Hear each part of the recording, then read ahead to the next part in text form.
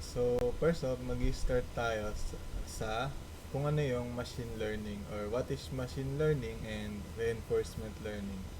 So, kung may idea na kayo kung ano yung machine learning, ah, in short, bale ano lang siya.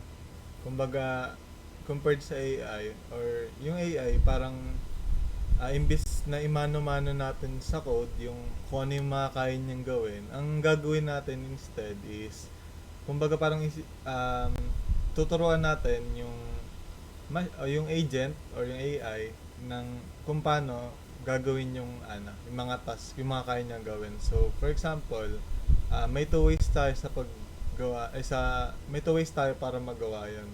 So, yung first is, bali, ang first method is sasalpakan natin siya ng maraming data, like, for example, sa face recognition. So, yung AI, kapag sinalpakan natin ng maraming image mga image ng mga face ng tao, eventually matututo siya ma-determine kung mukha ba ng tao yun, and ma ano niya na rin, check niya na rin kung kumbaga abot siya sa point na kaya niya nang i-check kung ikaw ba yung taong yon sa image. So, kaya niya na mag-compare. Ang next naman is yung reinforcement learning, which is kumbaga instead na salpakan natin ng data, ang gagawin natin is isi-simulate natin yung agent sa isang environment, then bibigyan natin siya ng reward.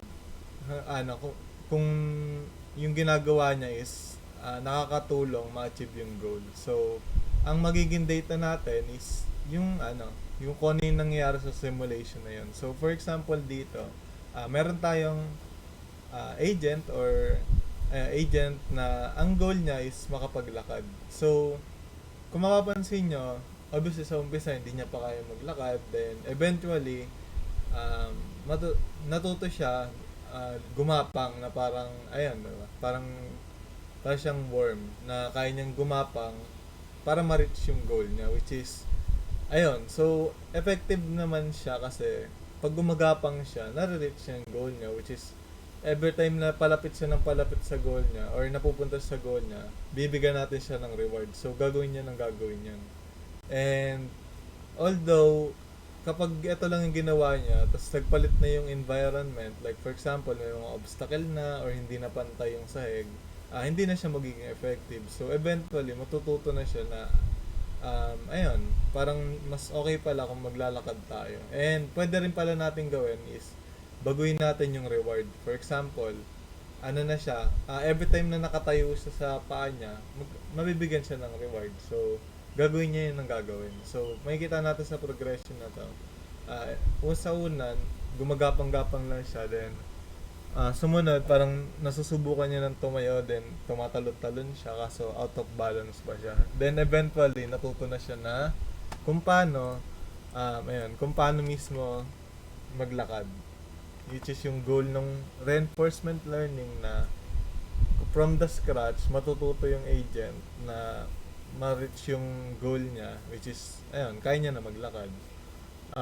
Another example is or I mean kung paano gumagana yon is ayun, 'di ba? So, ang mas simple na example para ma-explain kung paano siya gumagana is, for example, meron tayong dalawang option. So, Squatch and Norms Fry Hut or Norms. So, bales, dalawa silang store. Para silang nagbebenta ng fries. And, yung agent, kasi nga 'di ba sa katulad dito, wala siyang alam sa umpisa, hindi niya alam paano maglakad. Dito naman, may dalawa siyang option. Um, Pumunta siya sa Squatch or pumunta siya sa Norms. And, ang goal niya is ma-determine niya kung ano yung mas masarap or kung ano yung mas maganda puntahan. Pero sa umpisa, wala siyang alam kasi di pa naman siya nakakapunta eh. So, ang gagawin niya is, or sa umpisa, wala siyang alam. Then, equal yung time. Kumbaga, dahil hindi niya alam, susubukan niyang puntahan parehas. Tapos, i-compare niya kung ano yung mas maganda. So, at first, eto, makikita niyo parang odds. Diba, pantay pa sila.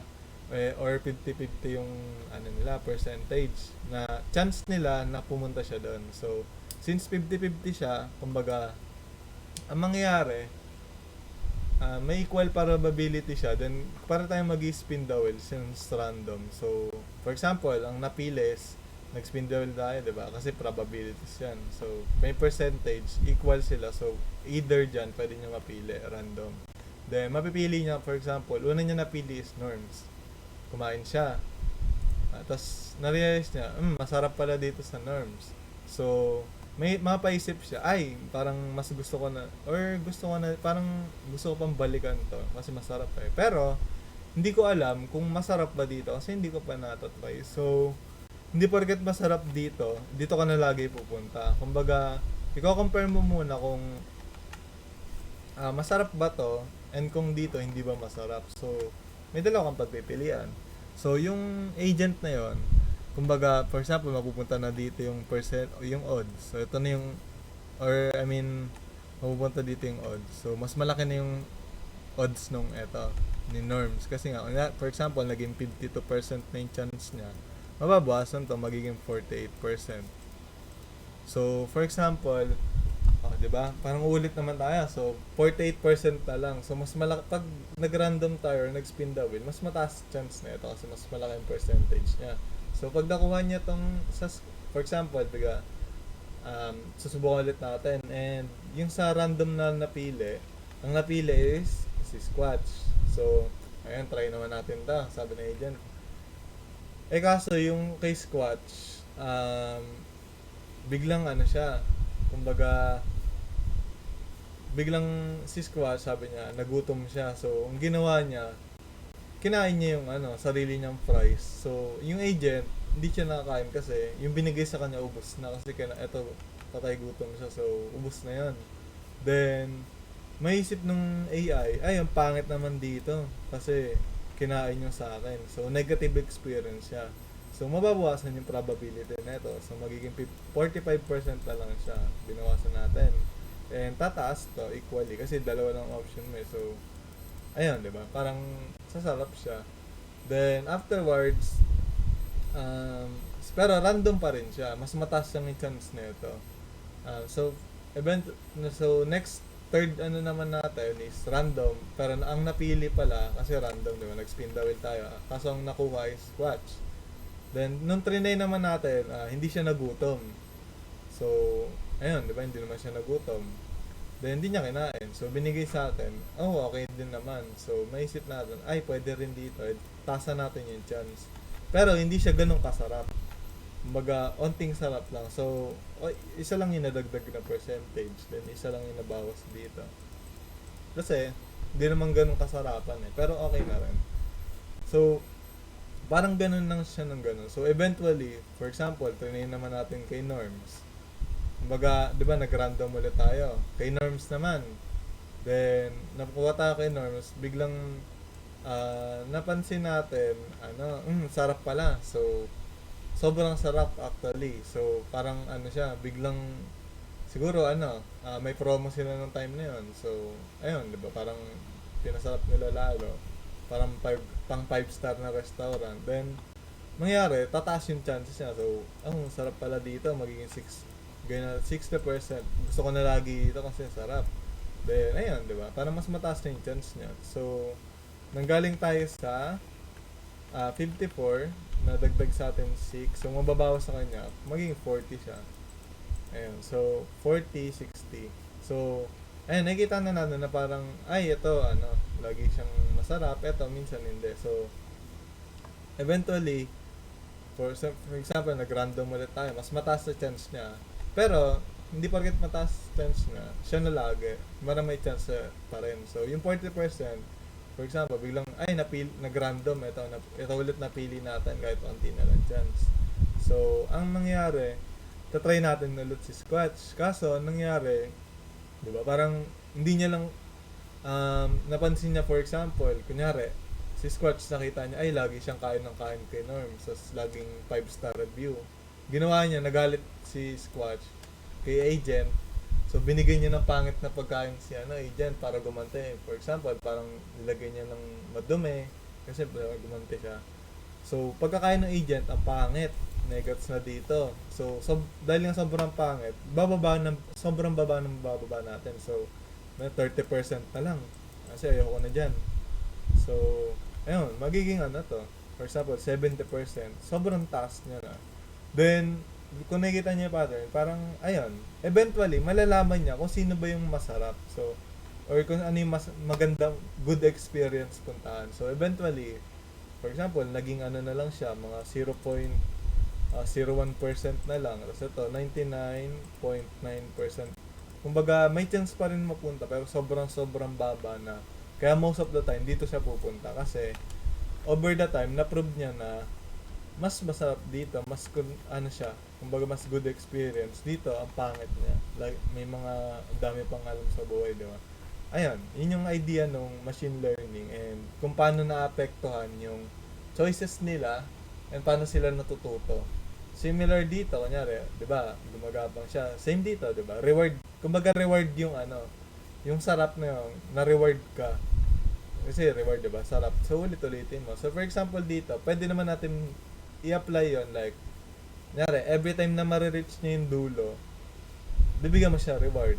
So, ang nangyari, natuto siya maggapang. Kasi, diba, ang goal niya, ang goal niya lang, makapunta sa dulo. So, nagagawa mo naman yung kung gagapang ka lang, diba?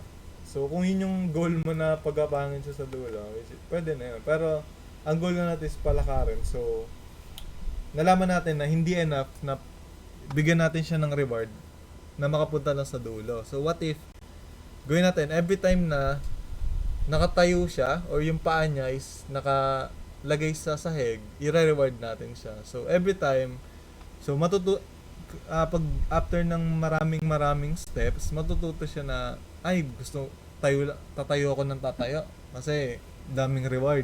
So, gagawin niya yun. So, eventually, parang matututo na siya. Ay, gusto kong gumanto. Kaso, hindi niya pa alam. So, pero ginagawa niya lang kaso hindi pa niya perfected. Pero, kumbaga, ayan, di ba, na gagawa niya na. So, eventually, matututo na talaga siya maglakad.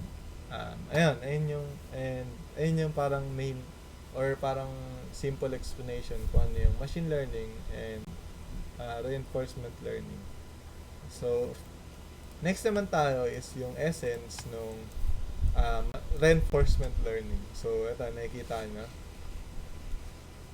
Another example siya, which is, tawag sa kanya is lunar lander, which is yung goal niya sa dalawang flag na to is makapag-land siya sa gitna. And kapag nakapag-land siya sa gitna, may reward siya. And kapag hindi naman nag-land siya sa outside, may punishment siya. So, ang gagawin niya, susubukan niya makapasok and i-avoid niyang hindi makapasok kasi diba, mapapanish siya. Ayaw niya yung gawin kasi negative yung ibibigay sa'yo eh. So, sa agent. So, ayun. Eventually, matututo siya nun. Same sa example natin kanina na natuto siya maglakad or natuto siya na mas masarap pala kila norms. So, paano ba nangyayari yun? May tinatawag tayo na SARS or SARS. SARS na lang. Which stands for State, Action, Reward, and Next State. So, kung mapapansin nyo, iba-iba yung environment. For example, dito, ang environment natin is patag or basta may nilalakaran. Yun yung environment natin. Dito naman, environment natin, dalawa lang. May dalawa ka lang pagpipilian. Tapos dito, ang environment natin is moon, di ba? Parang moon siya, tapos may flag. So, iba-iba yung purpose niya. Iba-iba yung goal. And, ayan, iba-iba yung environment. So, dun malalaman, yun yung meaning ng state. Kung ano yung environment and kung ano yung nangyayari sa environment. So, for example, kunyari kung ipopost natin to, kung ipopost natin siya,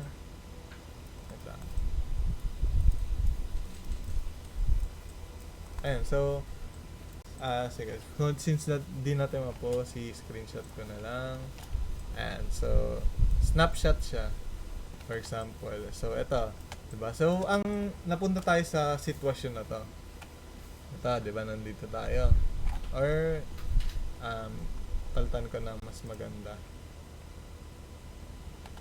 Ayan. Mas okay ito.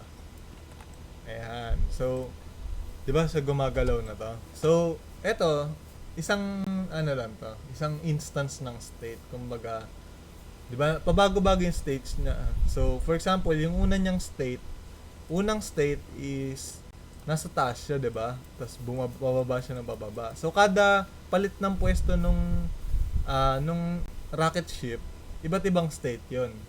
Then, ang state na to is nandito yung ano. So, based sa state na 'yon, kung ano yung posisyon niya, doon magde-decide yung ano, yung agent na gumawa ng action na naka-base sa state. So, kunyari, ang state mo, kunyari, matalinong agent na. Kunyari, nandito yung AI or agent. Ang gagawin niyang action, kasi diba yung state mo nandito ka. So, pag dumire-diretso ka lang, mamamatay ka. So, ang gagawin ng agent is, dahil nga nasa dulo siya, susubukan niyang pumunta sa kanan para pumantay ka. Yun yung ano, action mo sa state na yon. Or kapag nasa kanan ka, susubukan mo pumunta sa kaliwa. Kasi nga, pag dumire-diretso ka lang, mamatay ka. Pag dumiretso ka lalo sa kanan, lalong mas patay ka, di ba? Wala ka ng pag-asa nun. Pero kapag nandito ka naman sa gitna, ang gagawin mo, yung state mo, di ba, nasa gitna. Ang action mo is, dumire-diretso lang kasi tama na rin naman eh.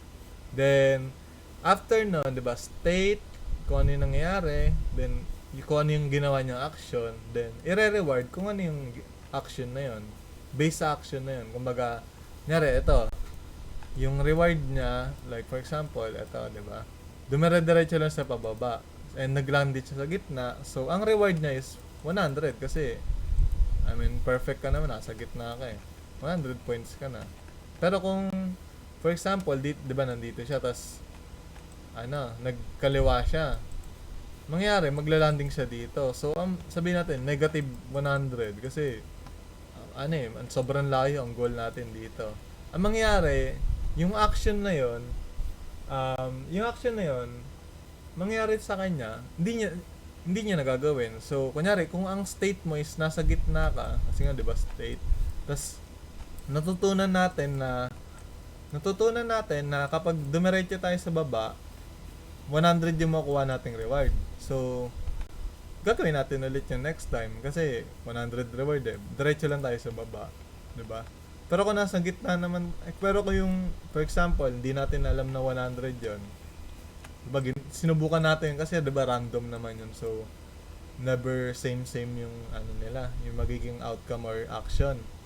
So, for example, dumiretso tayo sa kaliwa, natripan lang natin, tapos nakakuha tayo ng negative 100. Next time, parang never na natin gagawin yan. Kasi never na gagawin ng agent yan. Kasi ayoko makakuha ng negative 100 eh. So, eventually, di ba may percentage? So, for example, ito yung state. Ngayon, ang percentage mo is, ngayon, 99% na mag-down. Di ba? Pag pakaliwa, 1% ka na lang. Di ba? Parang kasi, mamamatay ka sa kaliwa eh. Pag nag-down ka, may reward ka. So, yun yung mas mataas na chance na gagawin ng agent. Then, next state, which is, nalaman na natin yung reward. So, next state na ulit tayo. Ulit na dyan. Yun lang yung idea niya.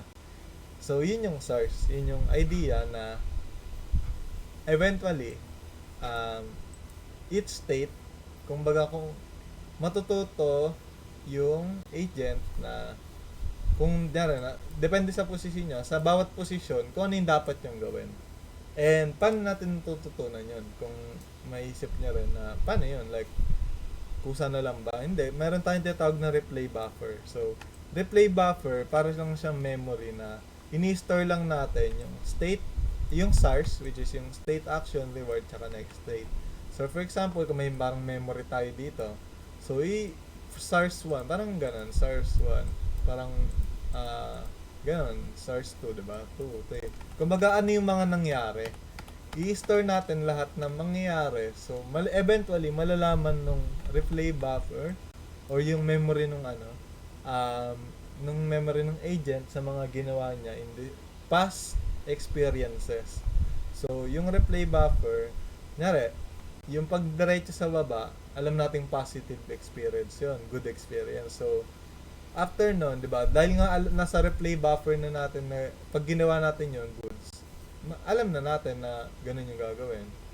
So, what if naman kumanan tayo, may store pa rin sa ano yun, di ba? Mali, negative 100. May store pa rin yun sa ano, sa replay buffer.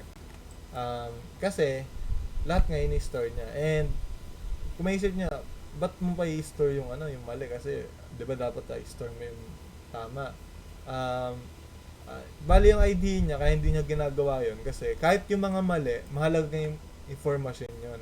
Kasi, malalaman natin kung ano hindi dapat gawin. So, dahil nga, di ba, yung sa replay buffer. Next time na nasa gantong posisyon siya, hindi niya nagagawin to. Kasi, sa replay buffer niya, na nakastore to, alam niyang negative 100 makukuha mo. So, alam mo yung tama at mali. Kumbaga ganun. Kaya, hindi niya nagagawin yun. Kunyari, di ba, sa example na to, matalinong AI na, o, di ba yan, nakadiretso. So, kumaliwa tayo.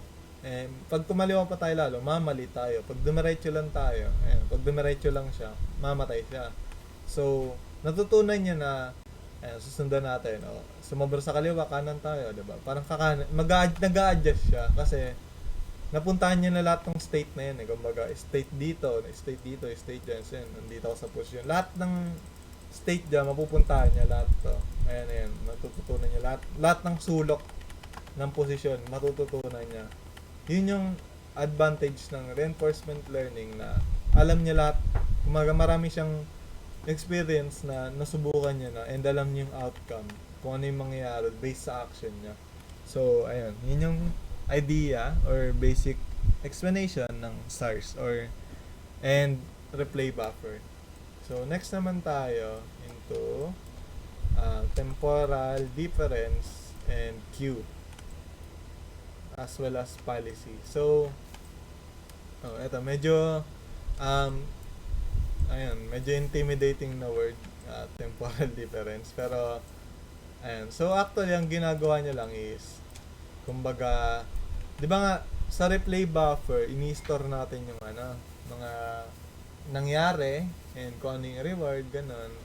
Dito naman, kumbaga meron kasi tayong di ba, try one, like first try, di ba? First try, second try, third try, fourth try, fifth try, di ba? Parang may SARS lahat yan, di ba? Nakagrupo siya sa isang episode. So, di ba, after every 5 tries, may isang episode. Episode 1, episode 2, di ba? Parang so and so forth. So, parang yung sa ganon, ang original kasi na na kumbaga, di ba? Eto, di ba? Nyari, sa 1, episode 1, may reward kang 5. S2, negative 100. S2, 200. So, sa episode 1, ipagpa-plus-plus mo yan, tapos kukunin mo yung average. Yun yung old method na hindi ginagamit yung Q tsaka temporal difference. Ang new method kasi is ginagawa niya, hindi niya hinihintay matapos yung episode. Kumbaga, bago makuha yung score. Kasi score yung average yan eh. Ang ginagawa niya, kada try pa lang, kinukuha niya na yung score. Kumbaga, may score na to, di ba? Reward 100. May score na yan. Kumbaga, na yan? Good score na yan. 200 score. Marang ganun. Marang every action or every batch pa lang, kahit hindi pa tapos yung episode, may binibigay na siyang action. Pero ito hindi na masyadong ganun need pasukin masyado kasi medyo kumbaga supporting, abstracted na siya, kumbaga supporting idea na siya. So, bakit mahalaga yung ito, yung na per action siya, hindi siya per episode. Kasi pag per episode, hintayin mo matapos bago ka makakuha ng score. So, hindi mo siya agad magagamit. Dito naman, makukuha mo agad yung score, mas madali mo siyang ma-adjust. Kumbaga, ay, magandang score to. Diba? Matututo tayo na matututo. Kasi, per action siya. Kumbaga, kakamali mo pa lang, ma-adjust mo na agad. Hindi mo na hintayin matapos yung episode. Which is, diba? Parang inefficient siya. So, ito yung example. For example, diba? Ito, first. First, action, diba? First SARS. Tapos, bago niya makuha yon, tatapusin niya muna lahat ng tatapusin niya muna to. Ito, isang buong episode tong Band Viper. May score yan. pag nakuha mo yung score na yun, kunyari, 70, 72, tsaka ka lang makakapag-decide kung ano dapat mong gawin. Like, goods ba to? I-keep ba natin tong data to? Kalimutan na ba natin to kasi walang kwenta? Sa temporal difference, which is, explain natin yung Q mamaya. Parang dito pa lang, nag-ano na siya, nagde-decide na siya. So, ay, pangit. Kasi di ba negative 1. Ano tayo? Move on na tayo or adapt na tayo agad. Try naman natin iba. Yun yung advantage ng temporal difference. So, since may, ayun nga, di ba? Parang each episode, eto, ayan, each episode, eto episode to, yung y-axis natin. And yung x-axis natin is yung time. Kung gaano karaming steps. So, kunyari, step 50, ganun. Meron tayo nakuha negative 600. Diba? Kung ganun, good din naman kasi diba, marami na mga episode up to 1,000 episodes. Pero, pag may temporal difference tayo, mas ma-effective pa yan kasi ito episode na to, marami nang nangyari sa loob nun. So, ayun, diba? Parang mas marami ka ng decision na nagawa. For example, diba dito? Sabi natin, mga 20 action sa isang episode. So, ita times 20 natin ito kasi diba, kada episode, 20 action. E di, 20,000 steps yun. Compared sa 1,000 lang, diba? Mas, yun yung advantage ng temporal difference. So, next naman is, i-move natin siya para mas madali. So, next naman is, yung tinatawag nating Q, which is ano siya, kumbaga Q value basically yun lang yung score natin sa isang action, like sa policy, like kung gaano ka effective yung action na ayan, diba, kung gaano siya ka-effective, kung gaano kataas yung score niya, which is ginagamit yung temporal difference kasi ang advantage kasi ng Q is ginagamit yung temporal difference. Kumbaga, diba, parang ang temporal difference kasi, diba, chine-check niya agad isang state pa lang. Ito pa lang isa-isa. So, ang mangyayari, ang advantage ng sa Q, ang gagawin ng Q is kukunin na agad yung Q value, which is Q value kung gaano kaganda yung score. So, hindi mo na kailangan hintayin na matapos yung buong episode bago ka makakuha ng Q value. So, ayan, diba? Parang i-ano muna natin. Babalik tayo sa stars. So, for example, S.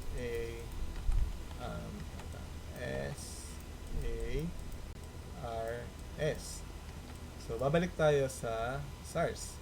So, SARS, diba? State. Kung natatandaan niya pa. Copy ko na lang yung isa natin. Para mas madali siya i-visualize. Eto. So, state. Diba? Parang state. Assist na yun, diba? State. Kung ano yung state natin ng agent. For example, diba? Nasa kaliwa ng spaceship.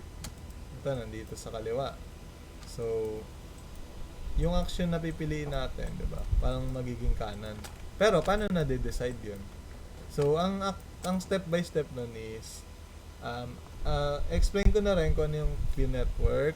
Q-network basically para siya yung nagbibigay, nagpo-produce ng Q value. For example, Q value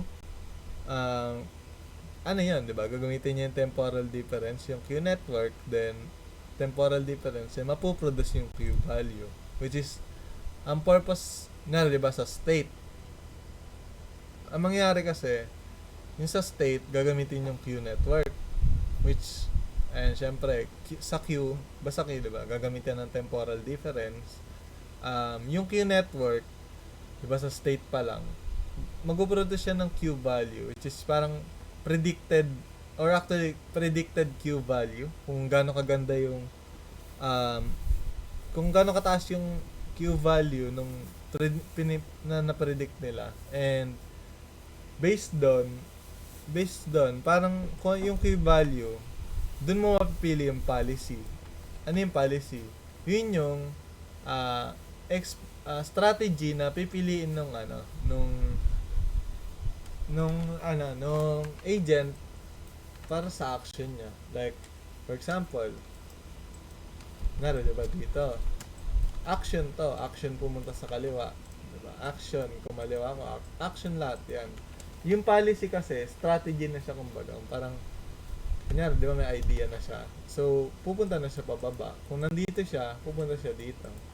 Kumbaga, yun yung policy niya. Kumbaga, alam niya na kasi na pag pumunta ka dito, mamatay ka. So, ang napili niyang strategy, which is pumunta sa gitna or pakaliwa tayo para makapunta sa gitna. Yun yung action na nakuha based sa policy or strategy. Which, again, nakukuha yung policy, nakukuha or nakakapag-decide tayo kung anong policy gagawin based sa Q value na na-produce ng Q network gamit yung temporal difference. So, ito yung policy. Then, after ng policy na yon, makukuha natin yung reward. So, ito ba, di ba reward? Then, after natin makuha yung reward, i-store na natin sa replay buffer yung state, action, and reward. Itong tatlong yan. Diba? Tapos, bago pa tayo magpunta sa next state, dito na mangyari yung Q learning, which, kumbaga, i-factor niya yung policy na ginamit natin, policy, and kung ilang reward yung nakuha. So, or yung Q value and policy sa reward na nakuha. Then, update natin yung Q network. So, kumbaga, ayun na, diba? Malalaman niya na kung ano yung Q value na, predicted Q value na ipoproduce niya. So, ayun. Then, magsa-cycle na naman siya kasi diba next state na. So, ulit na naman tayo. So, again, state, kung anong state tayo nandun, then, dito gagana yung Q network, and gagamitin yung temporal difference para makapag-produce ng predicted Q value, which, yun yung magiging action natin, which, ayun yung actions, yung policy or strategy. Then, makakuha tayo ng reward, then, i-store natin sa replay buffer, and ayun, update natin yung Q learning, basically update yung Q network para makapag-produce ulit ng mas maayos na Q value. And pag mas maayos yung Q value, mas maayos yung policy. And pag mas maayos yung policy, mas maganda yung reward. Pag mas maganda yung reward, ayun, diba? Parang mas maganda yung Q learning na ituturo niya sa Q network, and parang loop lang siya. And lahat yun actually na-store sa replay buffer. So, yun yung idea nung Q and temporal difference. So, kung makikita, example natin dito is, di ba, nakikita nyo to. For example, di ba, pag gumagalaw yung habang gumagalaw siya, for example, di ba, kung try natin i-analyze siya. Parang, ito yung niya, yung mga actions na pwede niyang gawin. No engine, dire-diretso lang. Right engine, kumanan ka. Down engine, bumaba ka lalo. Left engine, kumaliwa ka. So, kung makikita natin, parang lang to. Simulator lang siya. Kumbaga, parang in-example niya lang kung ano yung position ng X. Kunyari, yung X position, di ba? Kasi di ba may X and Y position yun, like X, kunyari, ito yung X, ito yung Y, axis. Parang, siya, Cartesian plate. Baga, di ba, X-axis to, di ba? May, siya, 1, 2, 3, di ba, ganun. 1, 2, 3, negative 1, parang ganun, negative 2, negative 1, negative 2. So, kunyari, ito, X and Y axis neto is, for example, diba, 1, 2. So, sabi natin 2 and, diba, negative 2. 2 and negative 3. So, yun yung, position niya or coordinates niya. So, basically, sinasabi niya lang is, kung nasan yung position niya, kunyari, nandito tayo, kung natutunan na ng, agent, makikita natin na, diba, matalino na agent. Yung chance na pumunta nga dito is mas mataas. Yung chance na kumaliwa, mababa. And ayan, di ba? Yung chance na dumire-diretso, mababa rin. So, ang goal niya is pumunta sa kanan kasi nga, lagpas na sa kaliwa ng flag. Ayan. So, yun yung idea no, nito. Baga, visualization lang siya na, ayan, di ba? Nasa kanan siya masyado. Ito, nasa kaliwa siya. So, ang right engine yung mangyari.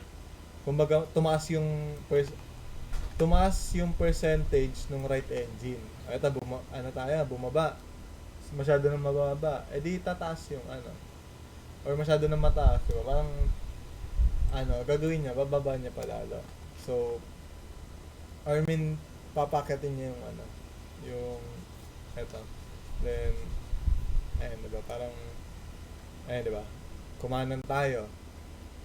Masyado tayong kumanan. Tataas yung parang dire-diretso ka lang. Pag kumaliwa naman tayo, tataas yung percentage na gumamit ng right engine. Yun yung idea niya. Kumbaga, kada position mo, like, kada state mo, like, kunyari, nandito ka, yung mga steps mo, nakadetermine na yung percentage nila. Like, yung mga gagawin mo, may percentage na yung agent kung gaano kataas yung chance na mapili. Ayun. So, yun yung basic explanation ng Q, temporal difference, tsaka, policy, which is yung strategy. Next naman is yung DQN, which stands for Deep Q Network. So, basically, Q lang siya na ginamitan ng neural network. So, ano yung neural network? Ito lang siya. Wala pa siyang kinalaman sa Q and sa machine learning. Kumbaga, ang ginagawa niya lang is, marami siyang pinagdadaanan na sa input, tas ipaprocess natin yun, then gagawa tayo ng output. So, for example, dito kasi, input ng picture. So, yung sa input niya, dadaan siya sa maraming nodes. Like, ang first niyang gagawin is identify niya sa ipipixelize niya. Tapos, identify niya yung mga parts na maliwanag and dark. And sa dark, dun niya makuha yung outline. Like, syempre, dark yung outline niya, diba? Pag gumawa tayo ng mukha, syempre, yung, circle, ang ma-identify niya na lahat to white, lahat ng outline is black. So, ayun, doon niya makuha yung edges. Kumbaga yung mga pasulok-sulok. Then, after nun, i-combine yung edges para makakuha ng shapes. Then, after nun, i-identify niya na yung mga features. Like, kunyari, ito mata to, ito ilong to. Then, yung pinaka-last is combination na ng mga features na yun na nanggaling lang din dito. So, makikita niya, hanapin niya yung mga kamukha. So, ito kamukha niya, si George. Diba? Si George. Then, ayun. Yung next naman is, diba, DQN. Kumbaga, Q siya, ito rin siya. Pero, meron siyang mas na siya, advanced, or mas malakas na siya. Mas powerful na siya kasi may neural network na siya, which sobrang lakas niya kasi ang dami niya munang processes na pinagdadaanan bago makakuha ng output sa input. Kung makikita niyo, diba? Kumbaga, ito, diba, as is lang naman siya, diba? Ito lang yung raw numbers lang siya. Ang gagawin naman ng DQN, kumbaga, papadaanin niya dito yan para ma-recognize sa lahat ng patterns. And eto, diba? Parang visualization lang.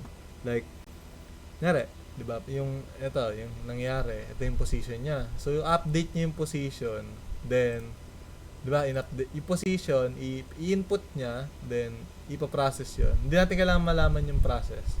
Hindi lang natin malaman yung input tsaka output. So, ito, in-input niya yung position. So, every time nagbabago position niya, obviously. So, ipaprocess yun, then maglalabas siya ng output, which is kung ano yung action na iti-take or yung policy na iti-take.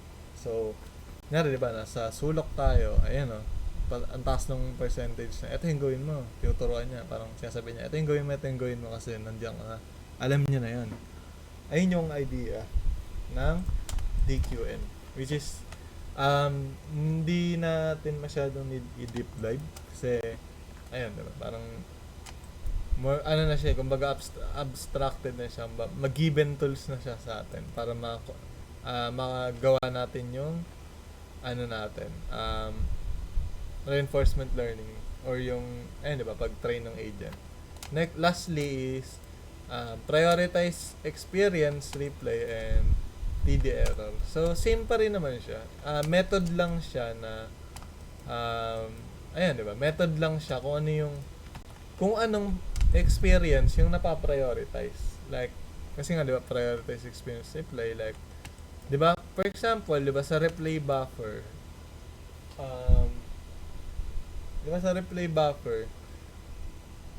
ang ginagawa kasi natin is, siya, kumbaga, di ba, ini-store niya yung state niya. And yung mga ini-store mo is, nyari, this example na to, kumbaga, black and white lang siya, like, di ba, ito, pangit, ito, maganda. So, ang ginagawa niya lang is, kumukuha lang siya ng percentage. So, umpisa, diba? Random percentage. Tapos, pinag-compare niya ng percentage. Random lang. Ang idea kasi ng prioritize experience replays, first off, explain muna natin yung TD error or temporal difference error. So, same lang siya sa TD. Nyari, di ba? Ito, dun niya madedetermine kung ano. Basically, kasi meron tayong prediction, which is, di ba,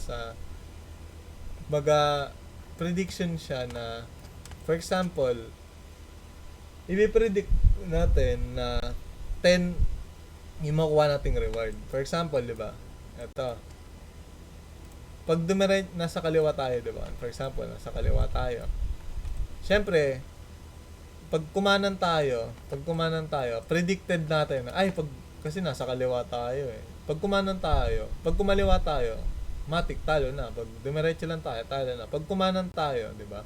May chance na makapunta tayo sa gitna. Di ba? Parang expect ko na tama yung pagkanan kasi makakapunta ka dito eh. So, yun yung ginagawa niya, di ba? In-expect niya. Ito, yung expectation. So, expectation and actual reward. Kaso, what if hindi yung nangyari? So, in-expect natin na, diba, parang in-expect natin siya na 10 reward. Kaso nakuha lang natin yung 4. Bakit? Kasi for example, diba, nasa kaliwa tayo. Pangit nga, diba, kumaliwa, pangit bumaba. So, need talaga natin kumanan.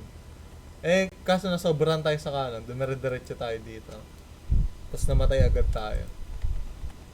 4 lang nakuha natin, reward.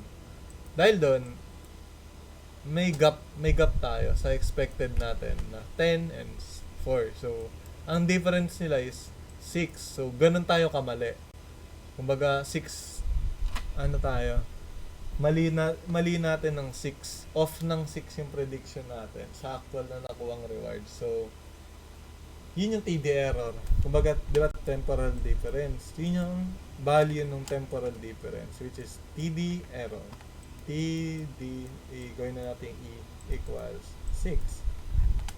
Ang prioritize, kumbaga, kung sa original method natin, wala tayong pake dyan kasi, okay, di ba, TD6, ang gagawin natin dyan. Sa prioritize experience replay kasi, ang goal niya is to prioritize lahat ng matataas yung TD error. Ba't niya ginagawa yun? Ginagawa niya yun kasi na-realize, kumbaga ang idea niya kasi is kapag off yung prediction natin, kunyari, may example naman tayo na what if, eto, like, diba, 10. Prediction natin is 10. Then, nakakuha tayo ng 10. Sakto, diba? So, tama tayo. So, next time na ginawa tayo, nakakuha na naman tayo ng 10. Nakakuha na naman tayo ng 10. So, lagi tayong tama. Diba? Lagi tayong tama. Kabisado na natin. Ang idea ni PER, or Prioritize Experience Replay, ba't pa natin kailangan ulit-ulitin to? Which is, kabisado na rin naman natin. Alam na rin natin yung mangyayari. Diba? Ang goal ng machine learning is matuto. Baga ulit-ulitin mo yung mga sitwasyon hanggang sa matuto ka. So, nasa isip ng PER kasi, or idea kasi niya is, di na natin kailangan to. Like, ano pang kwenta nun? Alam na rin naman natin mangyayari. What if, i-explore natin yung, although mali tayo, hindi ganun kataas yung reward kasi 4 lang. explore natin to. Kasi what if expected natin, di ba? What if good ano pala siya? Kumbaga, nyari, di ba kanina, gumagapang lang siya. Gumagapang lang siya, di ba? So, kung yung original, eto, kasi nga di ba gumagana yung paggapang. Gagapang na siya ng gagapang kasi gumagana. Eh, ang idea ng PR, alam na natin gumapang eh. Ba't pa natin kailangan aralin kung paano pa gumaling gumapang? Like, di naman tayo bibilis gumapang lalo. So, what if try natin maglakad? Although, hindi natin kaya maglakad kasi ang alam natin gumapang. Um, and lagi mababa reward natin kasi nadadapa tayo, nahuhulog. Kaso, what if, ano, di ba? Like, biglang mag-iba yung sahig. May, ano, umbok-umbok. May need nating, ano, laktawan. Hindi gagana to, di ba? So, ang idea kasi ni PR, need natin mag-account sa mga anong yan. Kumbaga, pag ito lang ginawa natin, ano lang, gapang lang, ito lang matututunan natin. So, kapag sinubukan natin maglakad, kahit mali tayo sa umpisa, kahit mababa yung reward, di ba? Parang ang mangyayari, matututo pa rin tayo eventually. So, need natin i-explore lahat ng option, like maglakad, gumapang, like tumambling-tumbling, kung ano yung pinaka-the best dun. Malalaman natin yung in the end. So, yung idea na PR na, kung yung prediction mo is sobrang layo sa nakukuha mo, i-prioritize mo yung experience na yun na, nyari, naglakad ka, and expected mo 10, or what if balik rin naman natin, diba? Kasi negative side siya. Pero, same priority naman. Kasi ang goal niya lang is kung ano yung mataas sa TDR. Kasi for example dito, di ba, mababa. Mababa siya. Kasi, hindi pa tayo marunong maglakad. So, mababa talaga makuha natin, di ba? Pero what if, kasi nga, natuto na tayo maglakad, tataas na yun ng sobra, di ba? May chance na tumaas ng sobra. For example, kasi ito, optimistic pa to eh. So, parang nangyari is nagtaka siya bakit bigla tayong namali ang expected natin. So, ang mangyari actually, bababa yung expectation natin. Mas bababa yung chance na gawin natin yun. Baga, kasi nag-update yan eh. So, next time, hindi yan laging 10 yung prediction mo. Kasi diba, 4 yung nangyari. Eventually, magiging 9 na lang siya next. Then, makuha mo siguro 6. So, ayan ba, parang mag-update siya. What if baliktad? Ang predicted natin is 4. And ang nakuha natin is 10. Edi goods. Kasi, in-expect lang natin, naglakad tayo. Di ba lagi tayo nagagapang, gumagapang. Expected lang natin pag naglakad tayo kasi lagi tayong nadadapa pag naglalakad is 4. Eh, biglang one time, nakapaglakad tayo na maayos. Kahit, parang hap-hap lang. Tapos nadapa rin tayo. Pero, tumaas yung reward natin sa expectation na 4. Ang gagawin natin, di ba? Parang, syempre, explore natin yun. Kasi, di ba, parang expected nga lang natin, tapos sobrang effective pala. E di, explore natin na explore. Tapos, eventually, pag nakalakad na tayo, di ba, parang, nakapaglakad na, eventually, di ba, parang may chance na tumaas siya. So, same idea rin siya kung bumaba yung reward mo sa prediction. Kasi, what if, kapag natutunan mo pala lumakad, like, di ba, naglalakad ka. Pag naglalakad ka, nadadapa ka. Pero what if siyempre, mababa yung reward mo. Pero what if natutunan mo lumakad na maayos? Di ba, ang taas ng reward mo yun, kahit magulo. So, worth it siya i-explore. Worth it siya matutunan. Which is yung goal ng reinforcement learning is, may explore niya, then matuto siya. Yun yung magiging data natin na i-feed sa agent. Then, ayun, parang, ang goal lang talaga natin is, or ang goal talaga or ang ginagawa talaga ng PR is, naka-base sa TD error. So, ang magiging priority niya na is, eto, yung policy, or yung experience na to. Experience 1. Ito yung nangyari. Pa-prioritize niya. Pero once na, lagi na lang 4, tapos expected niya 4 din. Never niya nang gagawin yun. Or laging 10, tapos nakukuha niya 10 din. Lilipat na sa iba kasi feel niya, kabisado niya na yun. Like, di ba yung naka-store na sa replay buffer, like, tas feel niya, kabisado niya na, alam niya na mangyayari, no need niya na aralin. Parang, ayun, yun yung pinaka main idea kung paano gumagana yung prioritize experience replay.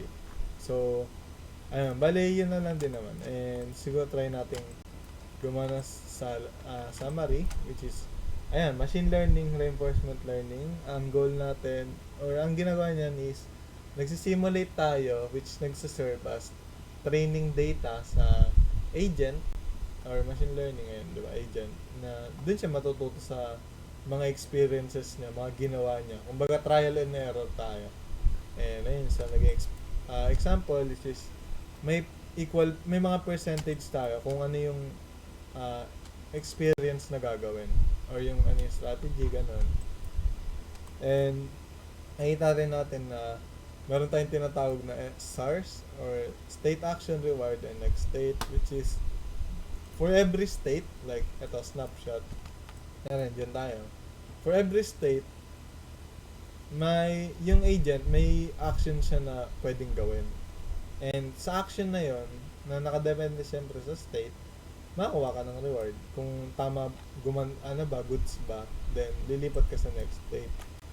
And after nun, again, lahat yun ini-store sa replay buffer kasi need natin, kahit yung mga pangit na experience, need natin siyang matutunan kasi para malaman natin kung ano yung mali.